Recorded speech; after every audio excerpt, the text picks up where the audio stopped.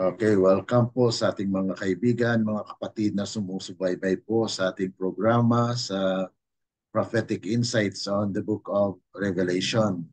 Tayo po ay magpapatuloy po ng ating pag-aaral dito sa chapter 7 po ng Revelation, na ito po ay very uh, essential for us to understand na mayroon po talagang mensahe ang Panginoon na kanyang nais na ipabatid sa atin, na ito ay isang kagalakan ng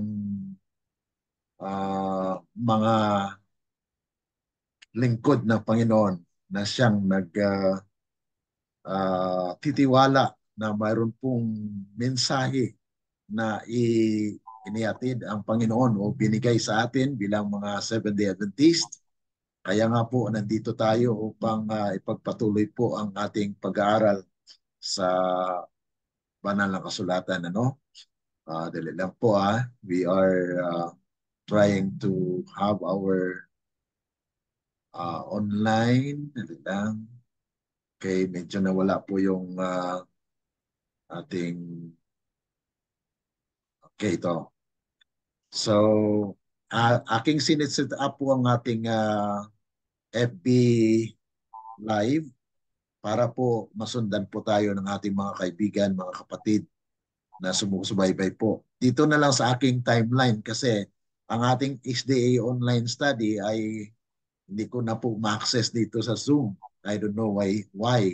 So, nasa timeline po siya. Okay.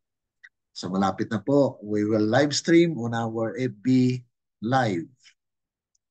Okay, ayan. Okay, para po sa ating mga kaibigan na sumusubaybay po sa aking FB Live, I welcome po mga kapatid. Okay, naka-live na po tayo. At welcome po sa ating mga taga-subaybay. Bagamat di po kayo sa time na ito, 11:30, ay nakapag-join sa atin dito sa Zoom.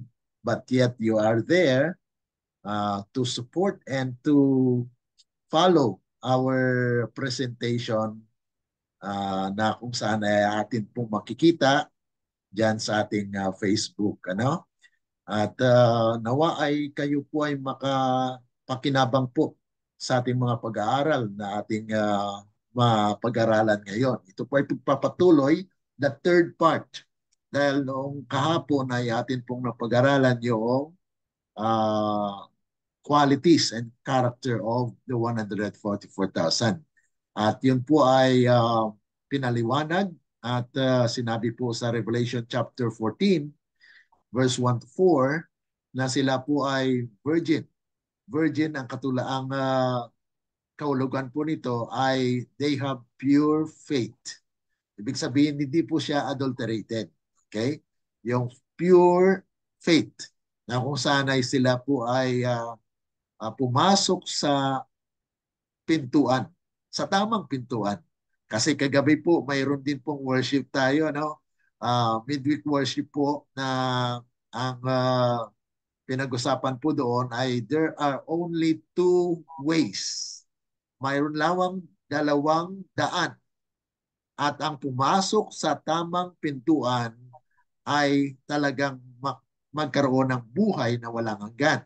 Ngunit ang makapasok sa maling pintuan ay sa kapahamakan. Kaya nga po, yung nakapasok sa pintuan, na itong pintuan ay sinabi ni Kristo sa John 14:6, I am the way, the truth, and the life. Okay, siya po yung daan. So, kung tayo po ay pumasok sa Kanya, yan po yung pintuan. Actually, ang pintuan ng kaligtasan ay si Kristo, na kung saan ay kailangan po na kung ano po ang kanyang salita, we follow. Kasi ang characteristic po ng 144,000, they follow the Lamb wheresoever He goeth. Kaya kung ano po ang mensahe na pinatid ng Diyos sa kanyang iglesia, ay sinusundan nila. Ibig sabihin, they are actually the one that was called. Sila po ay tinawag. And yung mga tinawag ng Panginoon ay kanyang kinakwalify. Because we are not qualified. Why? Because we are dead to sin. Tayo po ay patay sa kasalanan. Kaya nga po, magkaroon lamang ng buhay o bagong buhay tayo kung si Kristo ang mangusap sa atin. Okay? So magkaroon po tayo ng buhay. Siya po yung talagang pintuan sa biyaya na magkaroon tayo ng kaligtasan. So sa ating pagpapatuloy po, ang ating title, ang ating pag-aaralan ngayon, How are they sealed? Paano po sila masiliwan? Alam natin mga kapatid, ang unang siliwan ay mula sa bayan ng Diyos. Okay? Laodicea. Ang Laodicea is the last church, which actually means kung atin pong baybayin ano ang hulugan ng Laodicea, ang Laodicea po ay galing sa dalawang Grigo na salita, Laos and Dikeia. Laos means people. Dikeia means judgment. So they are the people who are judged or who have the message of judgment. Kaya nga po, dito ay ipinahayag ang katotohanan na mayroon pong pagsisilyo sa bayan ng Diyos. Okay? Now, paano po sila masiliwan? Okay. Dito po sa TM, bago po tayo manalangin, ito po yung ating prayer thought. Ano? Sabi rito sa Testimonies to Ministers, page 445, paragraph 2. Ang sabi po, this sealing of the servants of God is the same that was shown to Ezekiel in vision. John also had been a witness of this startling revelation. Bakit startling kaya mga kapatid? Kasi sabi nga po ng iba, ay kakunti naman yan. Eh karaming-rami ng Seventh-day Adventist ngayon. Eh bakit 144,000 lang? Mga kapatid, itong 144,000 are just the first fruit of the living. Sila po ay unang bunga ng mga buhay. Ngunit kung ang Adventista naging matuwid, matapat, at pinahintulutan ng Diyos na mamatay, ay mayroon po siyang pag-asa. Hindi po ibig sabihin na 144,000 lang ang maliligtas. Mali po yan. No? Ang maliligtas po ay yung mga tapat, okay, masigasig, yung tunay na mga Adventista, okay, tunay na mga Adventista, ibig sabihin tunay na naghihintay kay Kristo dahil darating si Kristo. Tunay na mga Seventh-day Adventist, tunay na nangingilin ng araw ng Sabat dahil may mga Adventista din po na hindi tunay na nangingilin ng Sabat. Dahil ang tawag po sa kanila, half-day Adventist. Half-day. Bakit po? Kalahati lang. Umaga lang ay nandyan sa iglesia. Pero paghapon wala na. Sana punta. Minsan, karamihan po dito sa Thailand ay pagkatapos po ng service sa church, pupunta po sila sa mall. Anong ginagawa? Mag-shopping. Yan po ang ating naobserbaran. So hindi po natin inaatake yung iglesia, kundi atin pong pinapalalahanan that there is a warning that God will seal His people. Eh kung hindi tayo kabilang doon sa nasiliwan ng Diyos, eh we will experience the Ezekiel 9. Kaya yun ang ating pag-aaralan ngayon mga kapatid, kung paano siliwan at ano ang mangyayari sa mga taong hindi masiliwan. Tayo po ay manalangin. Okay? Tayo po ay maniklod. Dakila at mabagin po naming Diyos, sa mga oras na ito, Panginoon, nandito po kami upang sariwain muli ang inyong mga salita, na kaya nawa, Panginoon, kayo ang siyang mangusap sa amin dahil wala po kaming kakayanan na unawain ang mga spiritual na bagay dahil kami po ay laman.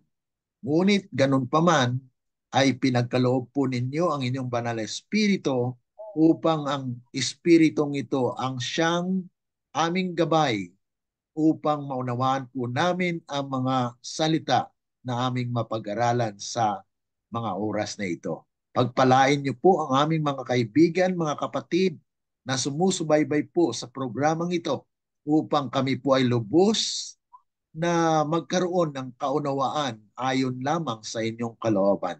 Amin pong inanyayahan at pinasalamatan ang inyong presensya. Ito po ay aming dalangin dahil lamang po sa matamis na pangalan ng aming Panginoong Yesus. Amen. Okay. So pagpapatuloy po natin mga kapatid ang ating pag-aaral dito sa Revelation chapter 7. At atin pong na pag-usapan na ang 144,000 ay masilyuhan bago pa man, okay? Bago pa man magkaroon ng sandilo. Dahil doon sa Revelation chapter 7 verse 1, ang apat na anghel ay mahawak po siya sa hangin.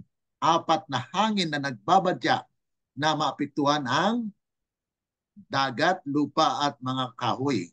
Kaya nga po ay pinipigilan upang hindi maka-apekto doon sa bayan ng Diyos. Ibig sabihin, kanyang pinahintulutan na pigilin ang sandilo bago pa man. Dahil ang apat na hangin na yun, mga kapatid, ay ayon po sa iba, ay kwan daw po yun, mga strife and contention or war. Pero ang tanong mga kapatid, mula noon may war na. Di po ba? May Second World War. May war sa Israel. May war sa kung saan mga lugar. Isa na yung 144,000.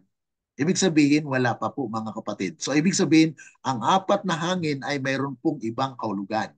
Ang ibang kahulugan nito, ayon po sa Espiritu ng Hula, Testimonies for a Church, Volume 5, 152, ay yung Blue Sandilo. Yung International Sandilo, mga kapatid, na i-declare po yan pagkatapos masilyuhan ang 144,000. Ibig sabihin mga kapatid, silyuhan muna ng Diyos ang kanyang bayan bago pa man magkaroon ng sandilo. Okay? So atin po yung pag-usapan actually this coming Friday. Actually, yan din po ang isa sa mga connected na mensahe na aking pong ipipreach sa Sabbath worship po evening. So this coming Friday evening, alas 7, ay mayroon din po tayong online na worship. Okay? Now, dito po ang sinabi ng inspiration. No? Sa Testimonies for a Church, Volume 3, 266-267. Ano pong sabi? Ang tunay na mga ng bayan ng Diyos, tunay na bayan ng Diyos, who have the Spirit, na mayroon pong espiritu ng gawain ng Panginoon para po sa salvation, kaligtasan ng mga kaluluwa, na kung saan ay mayroon po sila talagang ninanais sa kanilang mga puso. Will ever view sin in its real sinful character. Kaya talagang makilala nila at alam nila kung ano po ang likas ng kasalanan. Okay? They will always be on the side of the faithful. So sa kanila po ay nandyan po sila sa tinatawag natin na tunay. Tunay po na ano? Tunay na pagkakilala at pagkaalam na sila'y matapat. Sila po ay, sabi rito, they will always be on the side of the faithful and plain dealing with sins which easily beset the people of God.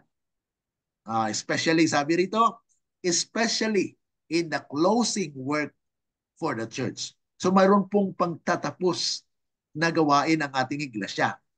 So ito po ay sinulat ni Ellen G. White para maalaman po natin that the closing work for the church is what?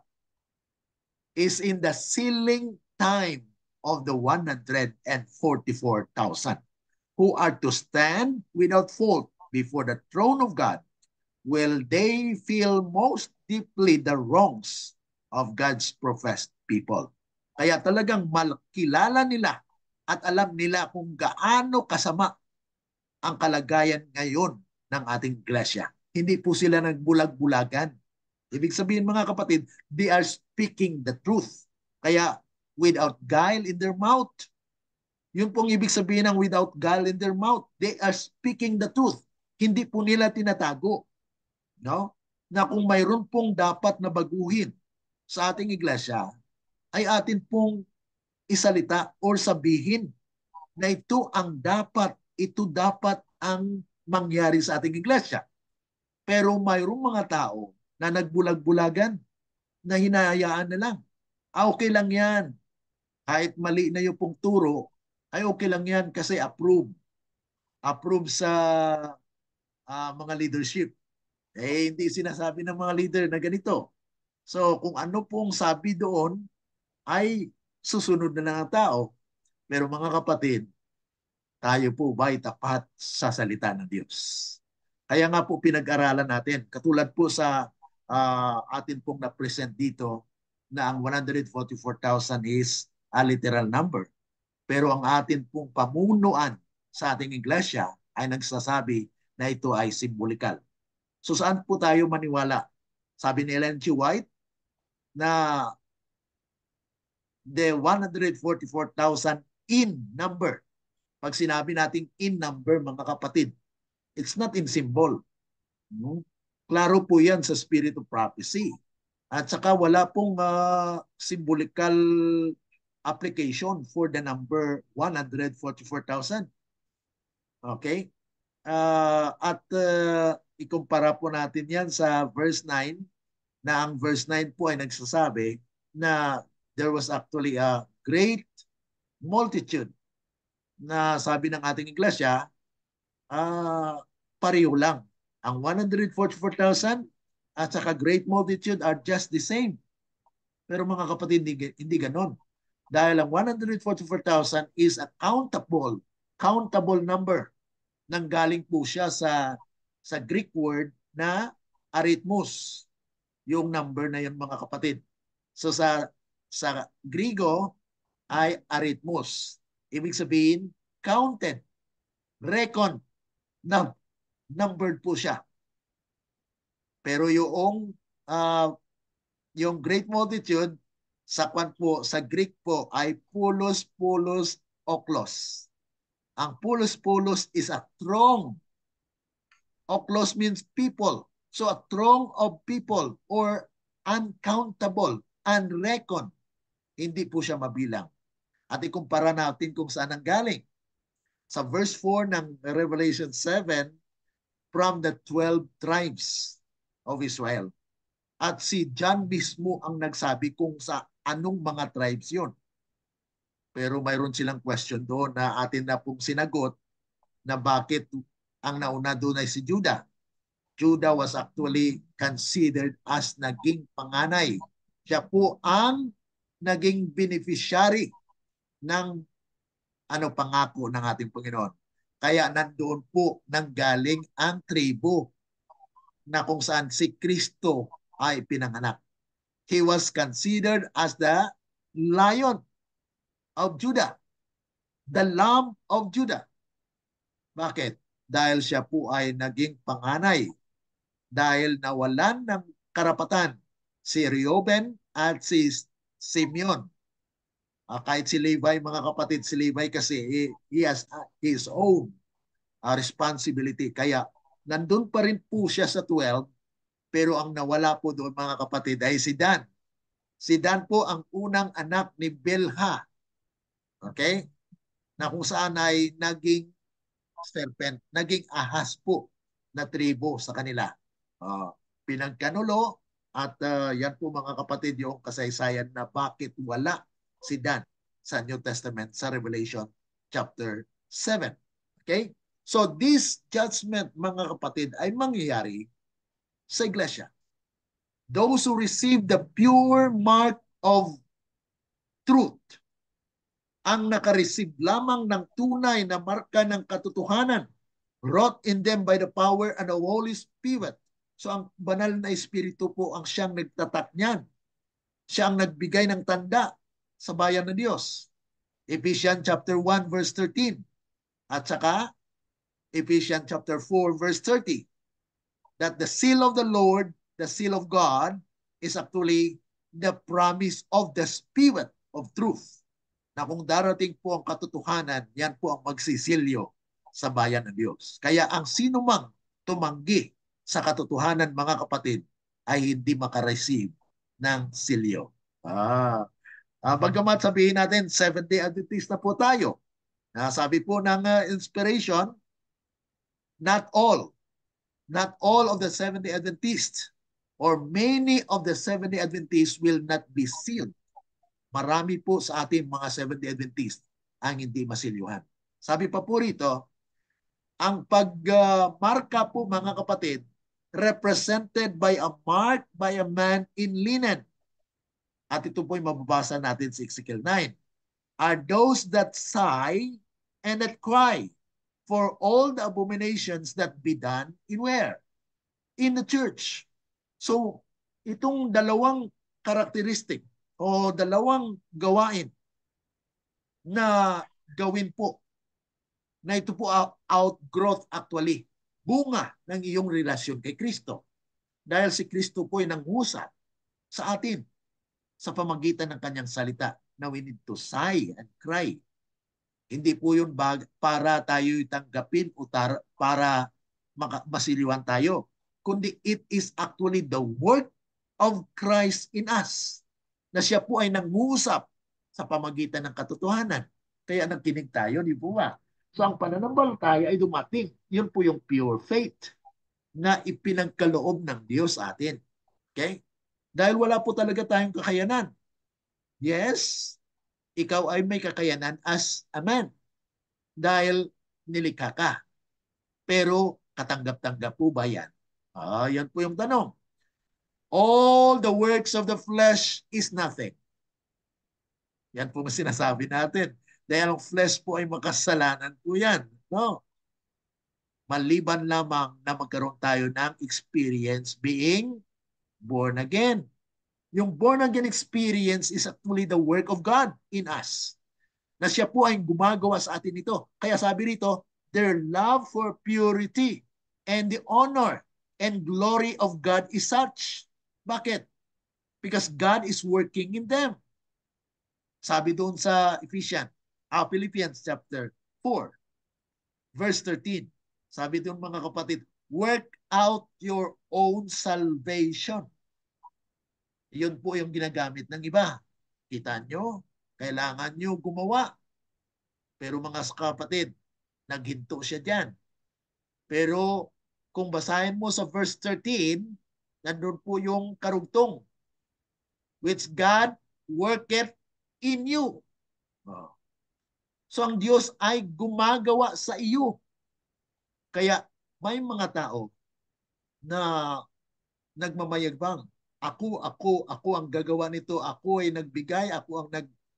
Yan po, mga kapatid, is a work of the flesh. At hindi katanggap-tanggap po sa Panginoon. Ang tinatanggap po ng Panginoon ay yung gawa ng Diyos sa buhay ng taong yan. Yun po yung Christ our righteousness na binigay na mensahe noong 1888. Pero nireject po yan ng pamunuan. Kaya nga po, bumalik po yan sa pamagitan po ng aral na pinakahulugan na it was interpreted, mga kapatid.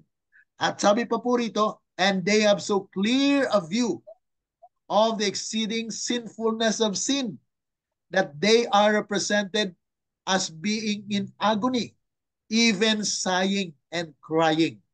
Kaya mga kapatid, ito po yung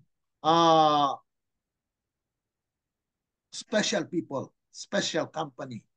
Kaya nga po sabi rito sa Spirit of Prophecy, read the 9th chapter of Ezekiel. Kaya nga po, kinakailangan na maunawaan po natin na ang Ezekiel 9 at saka Revelation chapter 7 ay magkahalintulad. Okay? Magkapariyo po siya. Ang doon sa Ezekiel 9, what was declared was how it was being done. Kung paano po lilinisin.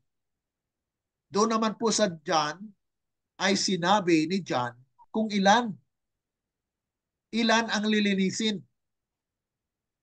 ilan po ang matitira doon, ilan po yung masilyuhan, yung nag-sigh and cry.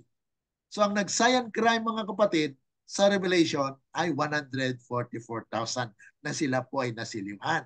Okay, sabi po rito, he cried also in mine ears with a loud voice, saying, cause them that have charge over the city to draw near, even every man with his destroying weapon in his hand. And behold, 6 men came from the way of the higher gate, which lieth toward the north, and every man a slaughter weapon in his hand, and one man among them was clothed with linen, with a writer's inkhorn by his side, and they went in and stood beside the brazen altar. So ito po ay description of how it is being done. Na yung may mga silyo ay yun po tinatandaan ng angel with a writer's inkhorn. Habang nagsasay and cry ang kanyang bayan, ang bayan ng Diyos, ang Diyos po ay nagsisilyo. Itong taong ito ay nagsay and cry. So silyuhan ka. Yan po yung protection actually. Because you have dealt with sin in the church. Kasi sabi diyan mga kapatid na sigh and cry for all what? For all the abomination that is being in where? Being done in the church. So ang church po dito yung sinasabihan or mayroon pong mensahe na dadalhin po ng mga taong nagsasay and cry sa church. Pero anong ginagawa sa kanila? They will be rejected. Pero continue lang, sigh and cry lang mga kapatid. Patuloy lang na dumalo sa church. Huwag po tayo maya because this is what the Lord wants, that His people will actually sigh and cry. Sabi pa po rito mga kapatid, and the glory of God, sabi po rito, of Israel was gone up from the cherub, and whereupon he was to the threshold of the house. And he called to the men clothed with linen, which had the writer in cords by his side. And the Lord said unto him, go through the midst of the city, through the midst of Jerusalem, and set a mark upon the foreheads of the men that sigh and cry, and that cry for all the abominations that be done in the midst thereof. Kaya itong angel with a linen, yun po yung nagtatatak. And he go in the midst, through in the midst of the city. Kaya nga po sa propesya, dapat po natin tingnan kung ano po ba ang proseso ng pagbigay ng silyo ng Diyos. Okay? There's actually someone going through in the church, amidst the church, amidst the city. City is a church. Okay? And according to Micah chapter 6 verse 9, ano pong sinasabi? The Lord's crieth, or the Lord crieth in the city. City din mo mga kapatid. Micah 6:9 po yan. Sabi doon, and the man of wisdom shall say thy name. Hear ye the rod. Pakinggan mo ang tungkod. So ang tungkod mga kapatid na hinawakan ni Moses noong pinalabas po ang bayan ng Israel from Egypt ay kapangyarihan ng Diyos. Ganon din po sa ating kapanahunan ngayon. Nang tungkod na nagsasalita ay kapangyarihan ng Diyos na magbabago ng iyong buhay at ng buhay ko. Bakit? Ang tungkod nagsasalita. Ibig sabihin mga kapatid, ang tungkod na ating pinapakinggan, the Lord's appointed it. And the man of wisdom, ang marunong na mga tao. Bagamat Kinakonsidered ka ng iba na mangmang, ikaw ay marunong. Bakit? Nakinig ka eh. Nakinig ka sa tungkod na nagsalita. Sabi ron, the Lord's quiet in the city, and the man of wisdom shall see thy name. Hear ye the rod, and who hath appointed it? Sino ba nang appoint niyan ng rod na yan? Walang iba mga kapatid. John 10:11. Sino po ba yung good shepherd? Sabi ni Kristo, I am the good shepherd. Therefore, he is the shepherd and he has the rod. That's why the message is shepherd's rod.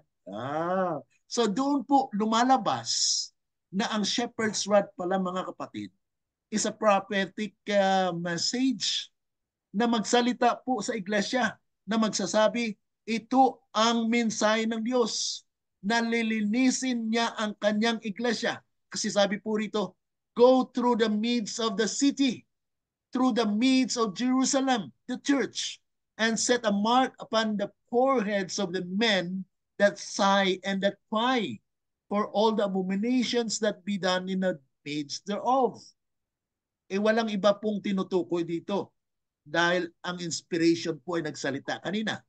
Testimonies for the Church Volume 3, 266, na sinabi doon na those sigh and cry of all the abominations, for all the abominations that being done in the church.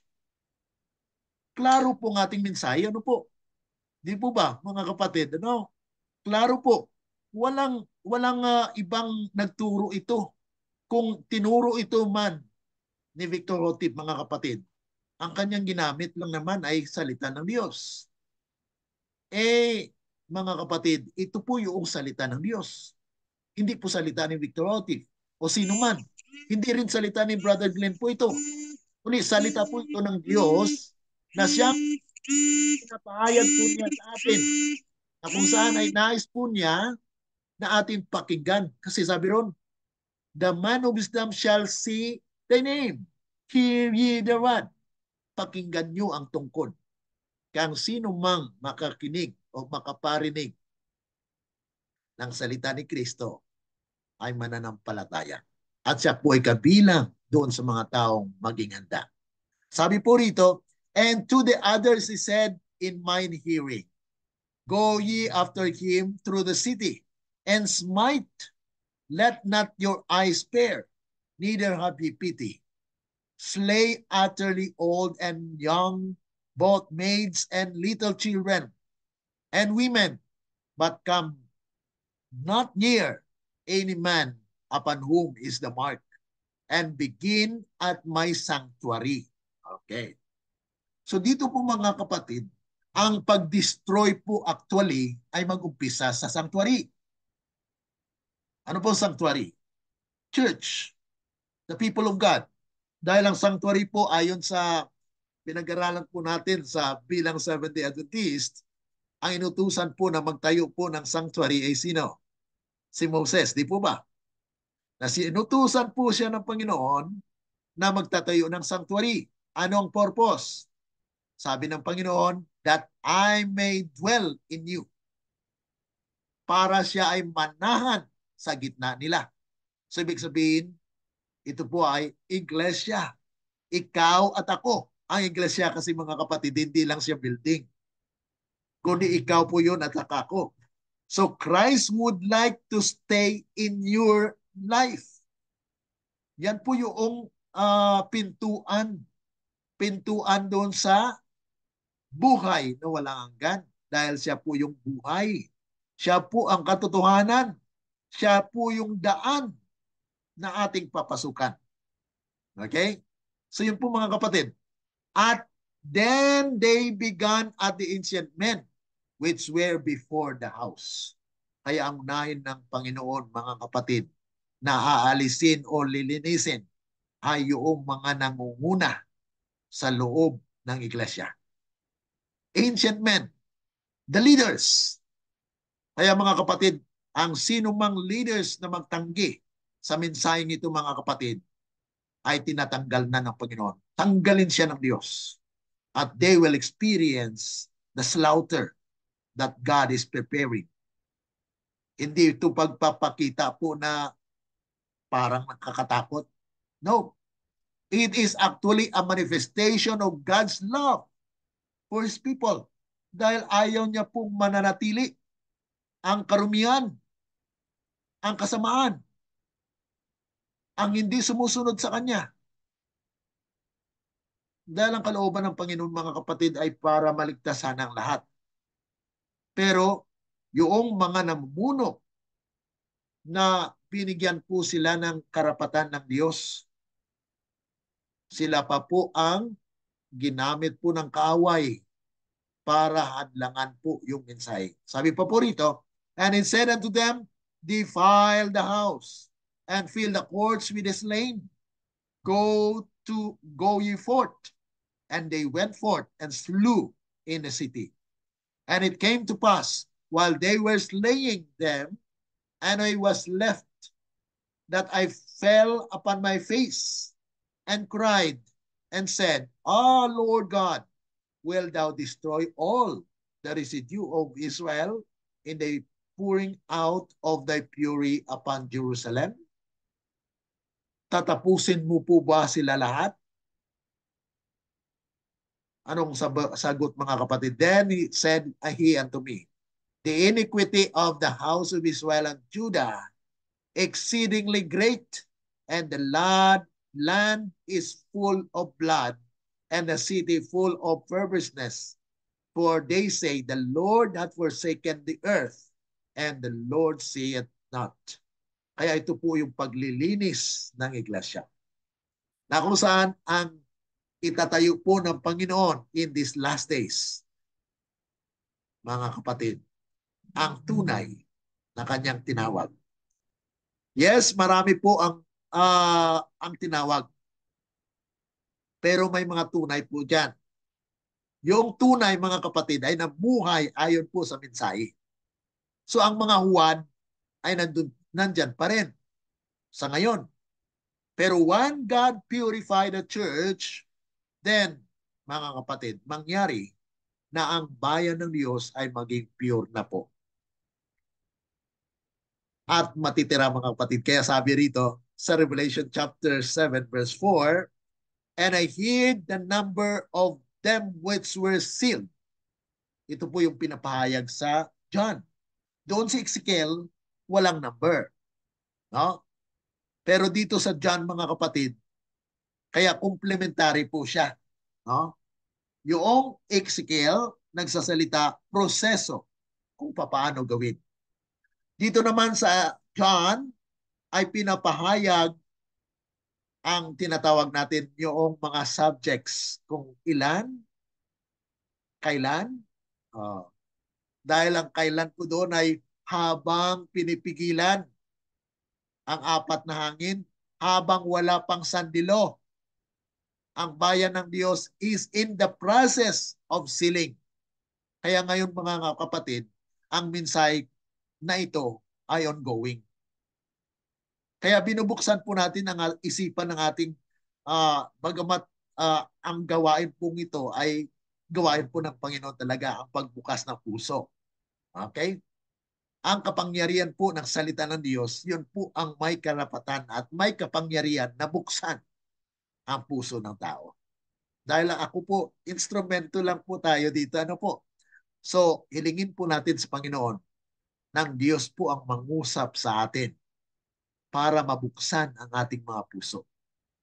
Kung magpamatigas po tayo, hindi tayo makinig, ay mga kapatid, sa inyo na po yan. Okay?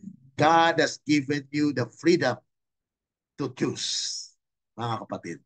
Kaya ang number of them which were sealed, and there were sealed 144,000 of all the tribes of the children of Israel.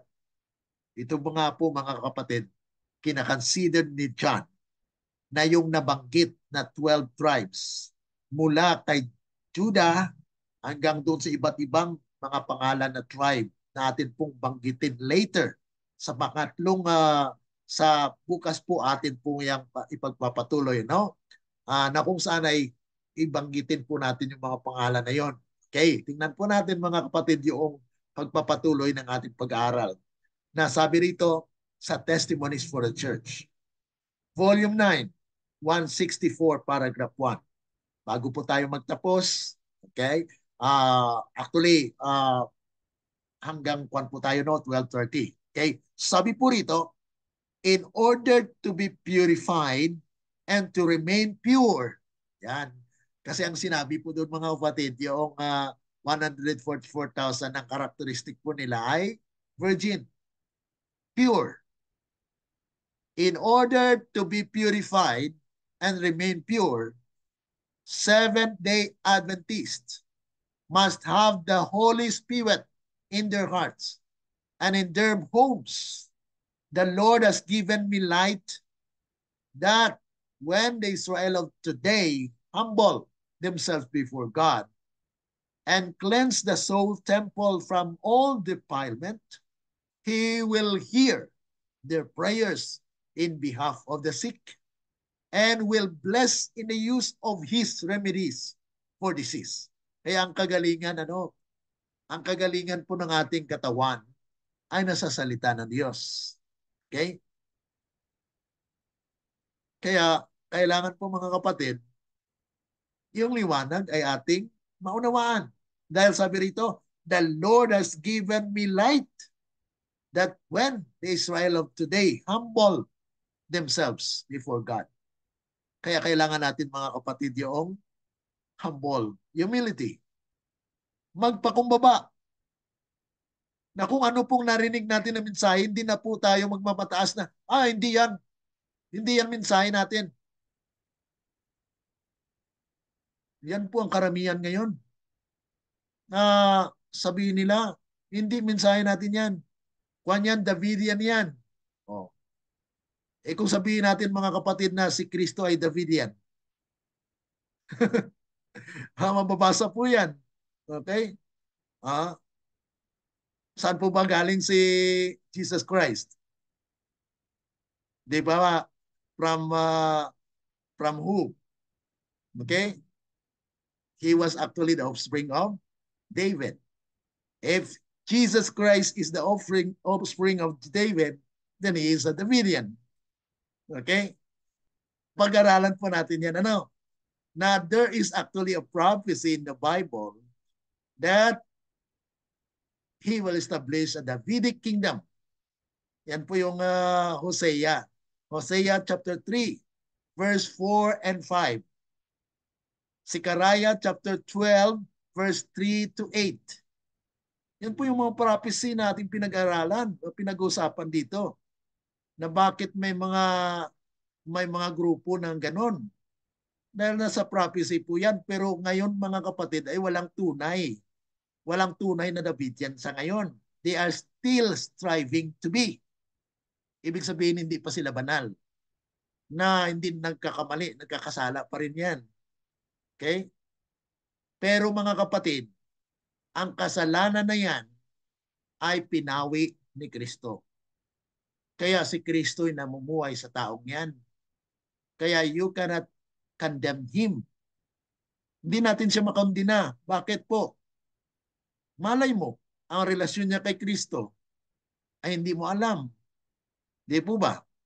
So, ang ating relasyon sa Diyos, ang Diyos lang ang nakakaalam niyan. Kaya walang taong makapaghusga sa atin na tayo'y wala. Na tayo'y hindi ligtas. Na tayo'y demonyo o sabihin kang kung ano-ano mga names that you will be called. Kasi yun po yung nangyayari ngayon.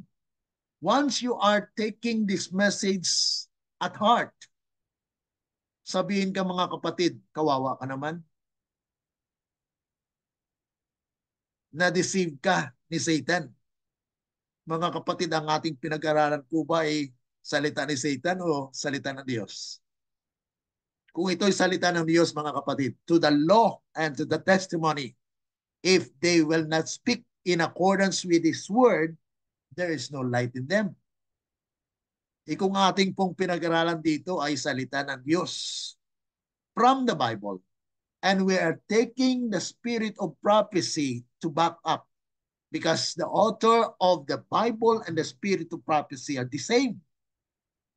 The Holy Spirit. Because kung ating pansinin mga kapatid, Ellen G. White was just three grader. Grade 3 lang po siya. Pero paano niya po nasulat itong voluminous writings? At sabihin din natin yung na-prophesy ni Ellen G. White na si Victor Hotif na somebody is to come in the power and spirit of Elijah. And when he comes, people may say you are too earnest. You are not interpreting the scripture in the right way. Let me teach your message. Kaya ang darating po na sinabi ni Ellen G. White ay interpreter. Siya po ang mag-interpret dahil sa karamihan po na sulat ni Ellen G. White ay may mga vision po doon pero kalat-kalat. No? At saka yung mga katotohanan doon, mga kapatid, ay nandyan lang. Nakalat po siya. So how can we understand them as well? Kaya marami pong lumabas ng mga grupo mga reform, nagbuo ng kanilang grupo dahil walang interpreter. So the one that Ellen G. White introduced was actually an interpreter.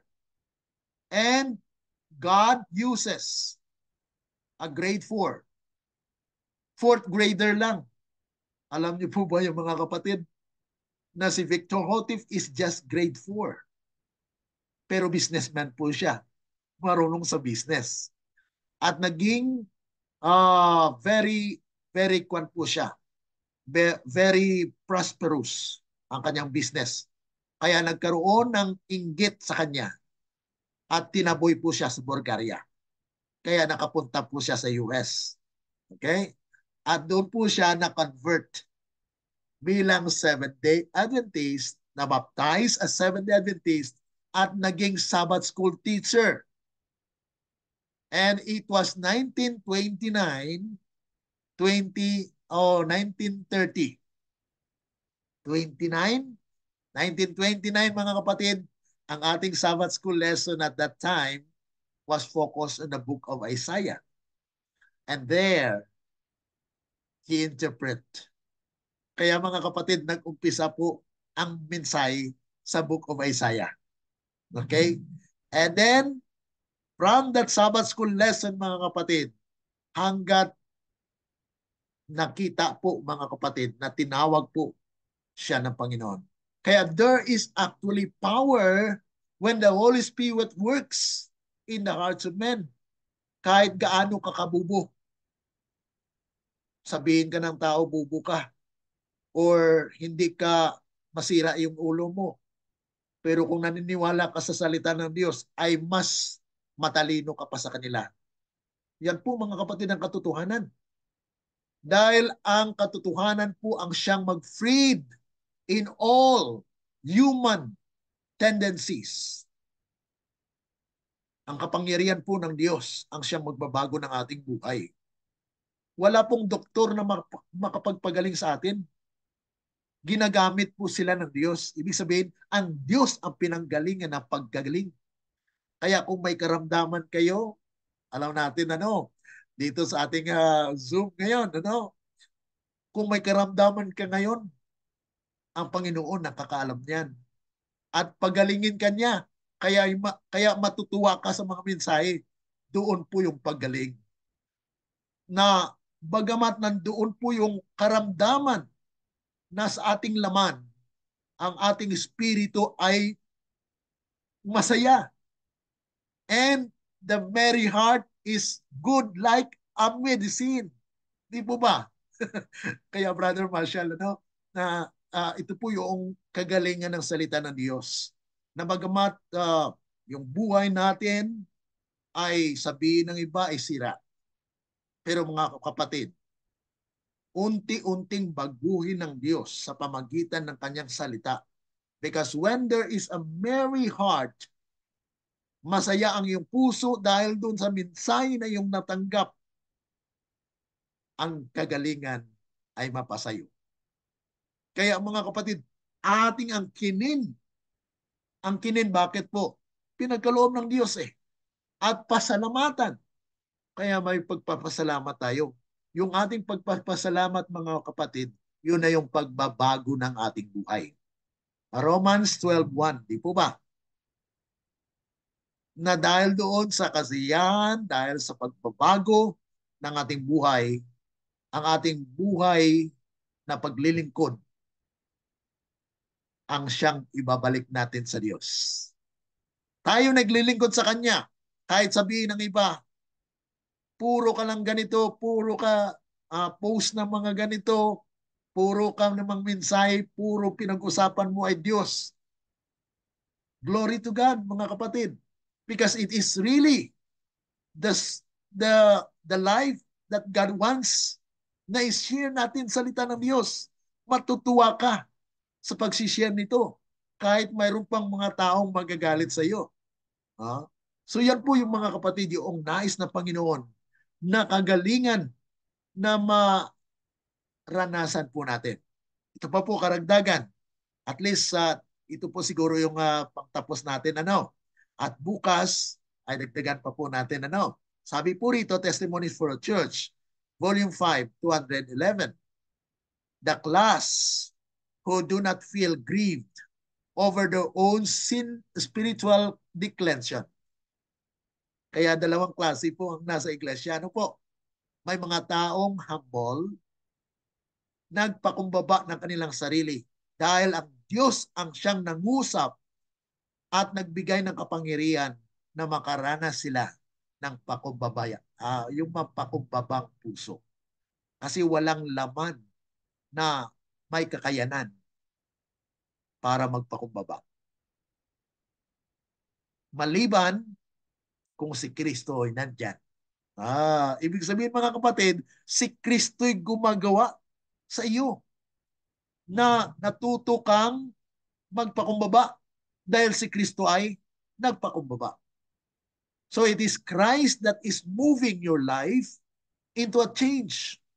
Kaya sabi po rito, yung mga taong hindi nakaranas, nakaramdam na magsisi sa kanilang spiritual na pagkaguho, spiritual na pagkabagsak, or mourn over the sins of others, na naawa ka rin sa mga kapatiran natin na sana ay may pagbabago din, will be left without the seal of God. Sila ay hindi makatanggap ng silyo ng Diyos. The Lord commissioned His messengers. Ito na mga kapatid. Ang Diyos po ay nagpapadala ng kanyang mga mensaheros. Kaya kung iyong inireject ang mensahero, mga kapatid, kasama na ang kanyang mensahe. Kasi pag nireject niyo yung mensahero, sana wag yung mensahe. Ano po? Dahil ang mensahe, mga kapatid, okay lang na i-reject ninyo kami. Yung mga mensahero, okay lang. Dahil si Kristo nga po ay nireject din eh. Di po ba? Kaya mapalad ka dahil you are drinking the same cup that Jesus drank from. Nakaranas si Jesus Christ ng suffering. So those who will follow Him will also suffer the same. Sabi rito, the men with the slaughtering weapons in their hands, go ye after him through the city, and smite. Let not your eyes spare, neither have ye pity. Slay utterly old and young, both maids and little children, and women, but come not near any man upon whom is the mark, and begin at my sanctuary.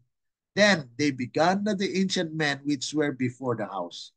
So ito mo mga kapatid, sinabi ni Ellen G. White, here we see. Kaya nakita natin, pinakita kay Ellen G. White. Kasi may vision po siya. Here we see that the church, the Lord's sanctuary, so sanctuary na binabanggit dito sa Ezekiel, ay iglesia. Sinong iglesia yan? Walang iba po. Dahil ang tunay na iglesia lang naman Seventh-day Adventist. At we are Seventh-day Adventist. Kahit sabihin ninyo mga kapatid, sabihin ng ibang tao na you are not a Seventh-day Adventist.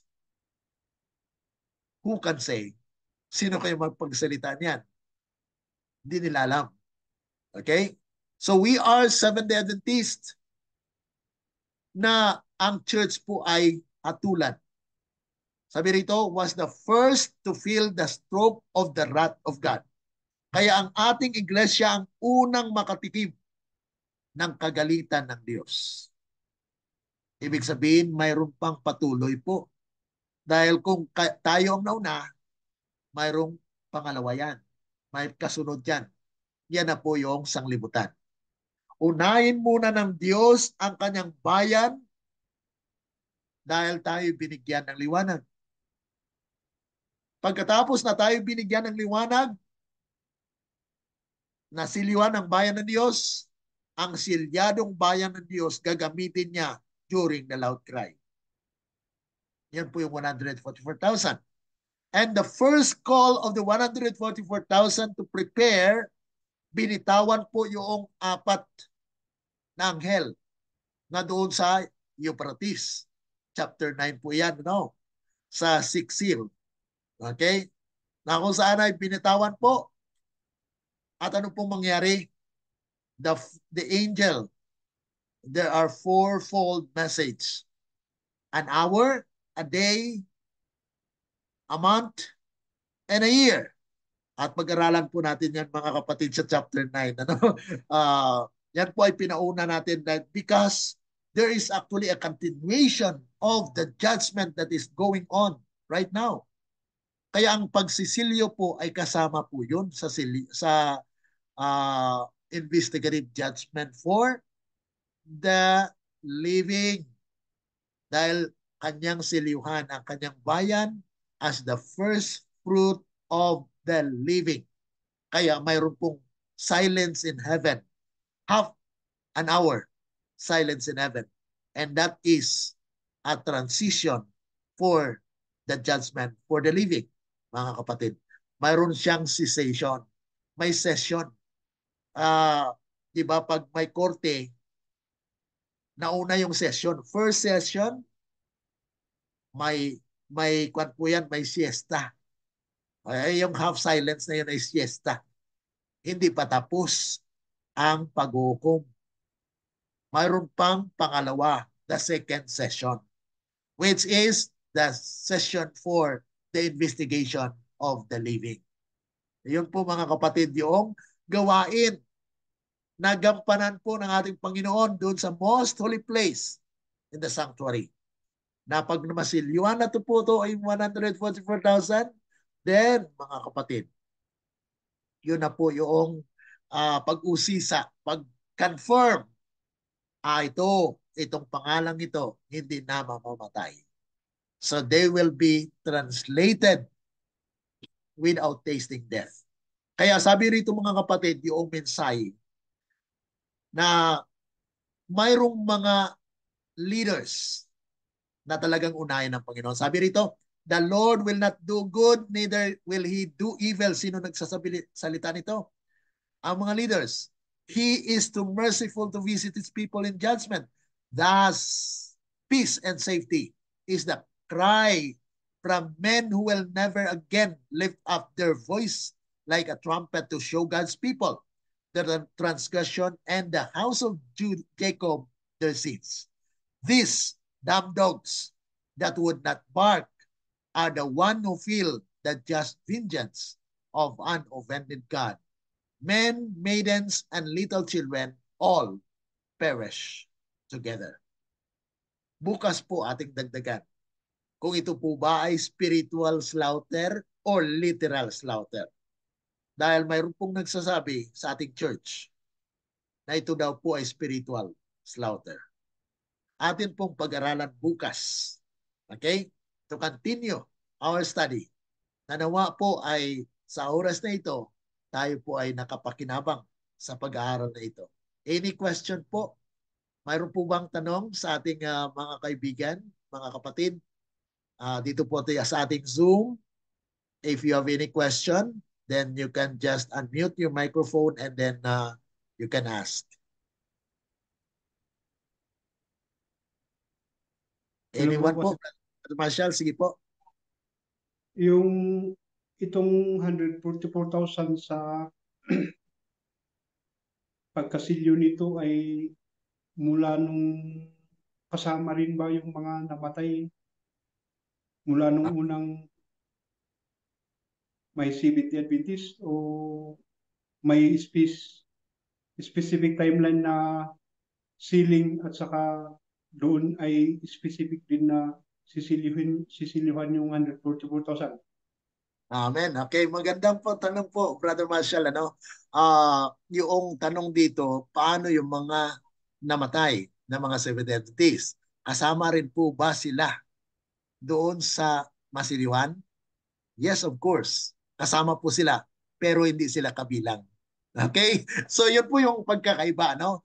Kasama po sila, pero hindi sila kabilang sa 144,000.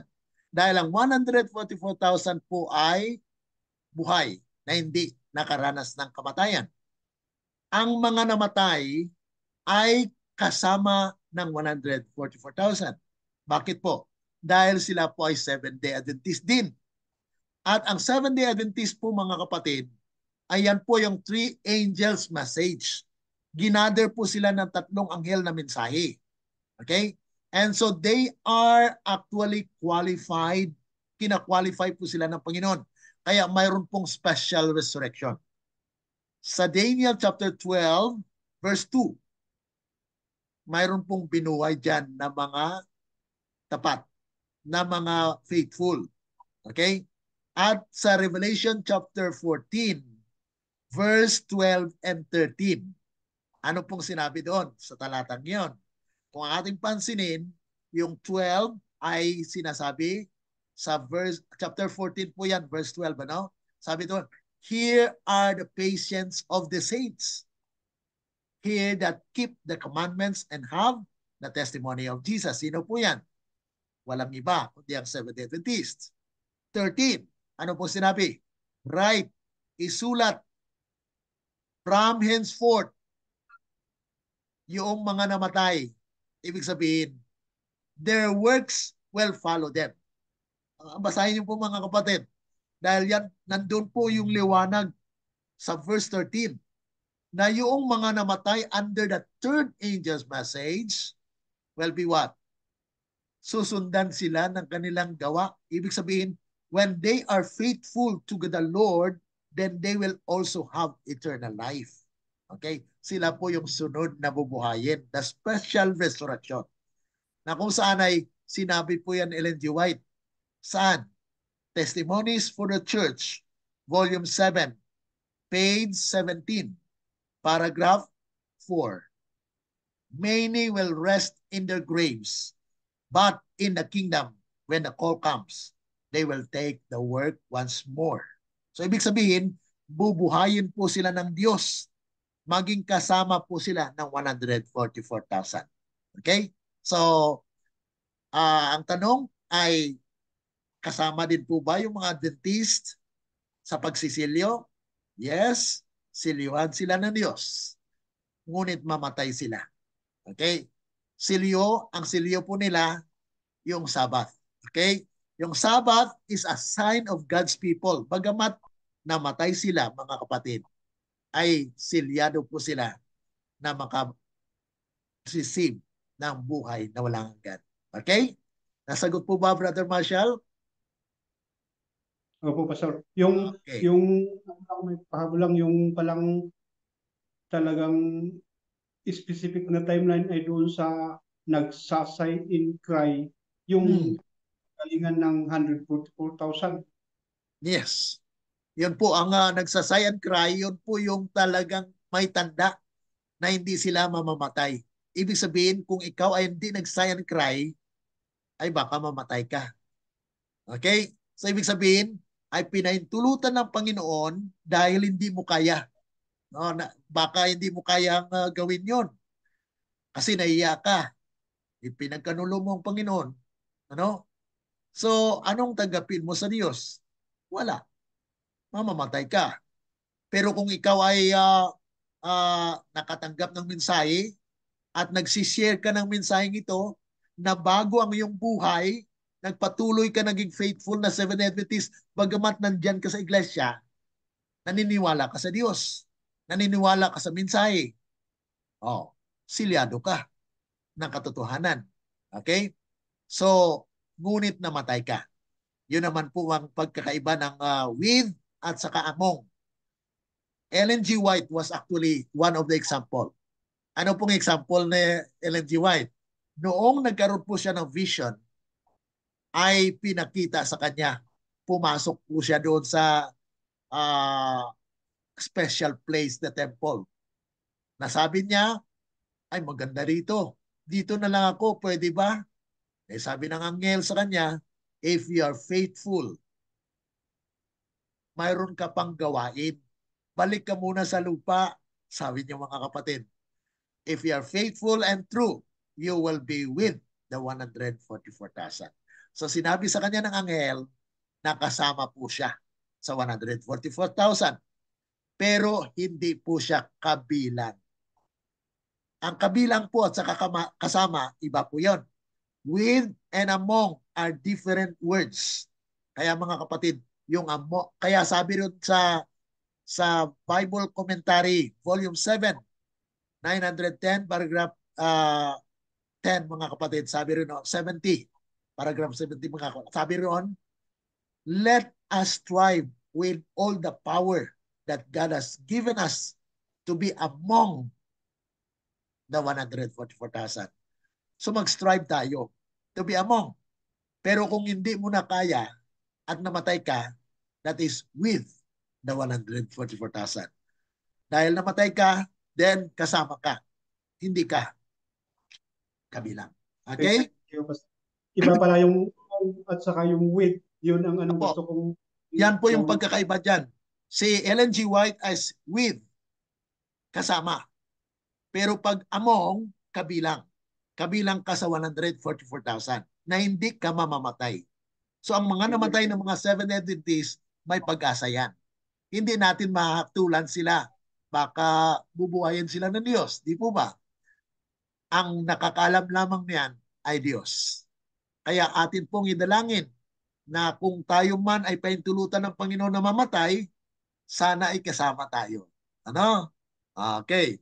So maraming salamat po at sa ating mga kaibigan na sumusubaybay po, maaari lamang isulat ang inyong tanong at atin pong itry, nasagutin po. Bukas ipagpatuloy po natin ang ating pag-aaral. Tayo po ay maniklod sa ating pananalangin sa pagtapos. Okay. Dakila at mabagin po naming Ama na may-ari namin buhay, salamat sa mga mensaheng ito, Panginoon, na binuksan niyo po ang aming mga puso upang amin pong maranasan ang nais po ninyo sa amin. Wala po kaming kakayanan, kaya nga po kami ay humihiling ng kapangyarihan mula sa inyo, ng kagalingan sa aming mga karamdaman, sa aming mga kaibigan na may mga karamdaman physical, ay hipuin niyo po, Panginoon. Pagalingin niyo po, Panginoon. Pasiyahin niyo po, Panginoon, dahil sa mga mensaheng ito, ang kagalingan ay dadaloy. Kaya nga po, inyong pagpalain din ang aming mga kaibigan, mga kapatiran na sumusubaybay sa programang ito, Panginoon. Tulungan nawa sila na mabago ang kanilang buhay, hindi sa kanilang kapangyarihan, kundi sa mamagitan lamang ng katotohanan na kanilang tinanggap na sila'y makaranas ng pagbabagong buhay. Salamat, Panginoon. Kami po ay nagnanais na kayo lamang siyang mamayani sa aming mga buhay. Magtagumpay kami dahil kayo ang siyang namuhay sa amin. Ito po ay aming dalangin dahil lamang po sa matamis na pangalan ng aming Panginoong Yesus. Amen. Let the words of our mouth and the meditations of our hearts be acceptable unto thine sight, O Lord, our strength and our Redeemer. Amen. Amen. Okay, so maraming salamat po. God bless. Sister Susan. God bless po, Pastor. God bless. Wag kayong mawawala bukas. At saka sa Friday po, I will just send you the link of our Sabbath evening worship. Dahil ako rin po ang magdadala ng mensahe May mga kapatiran po tayo na Opo, inimbitahan. amen po. Okay. So maraming salamat po. God bless. Thank Bye-bye. you. Thank you Bye. po. Bye po. Bye. God bless po. God bless you. Bye-bye.